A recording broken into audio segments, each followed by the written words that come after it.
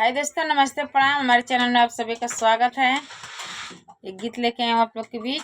हमारी गीत कैसी लगी कमेंट बॉक्स में जरूर बताना दोस्तों। झगड़ेलू बहनिया तोहार बतव पिया कैसे रही। झगड़ेलू बहनिया तोहार बतव पिया कैसे रही।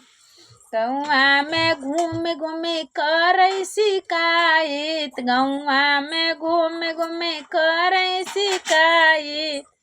पप्पू बो रहली हमसे बताइस। पप्पू बो रहली हमसे बताइस।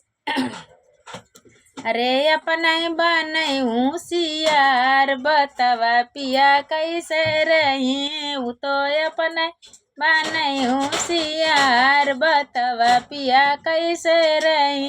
जगाड़ेलू बहनिया तोहार बतवा पिया कैसे रही। जगाड़ेलू बहनिया तोहार बतवा पिया कैसे रही। जवाना गाना तू रहला लियाला। जवाना गाना तू रहला लियाला। दहिया से लिहले उतार बतवा पिया कैसे रहे। उतार दहिया से लिहले उतार बतवा पिया कैसे रही।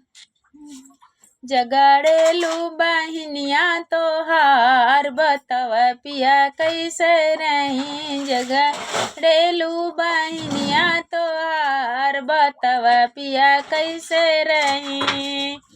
जवाना सड़िया तू रहला लियाला। जवाना सड़िया तू रहला लियाला। रे दहिया से लिहले उतार बतवा पिया कैसे रही। उतार दहिया से लिहले उतार बतवा पिया कैसे रही।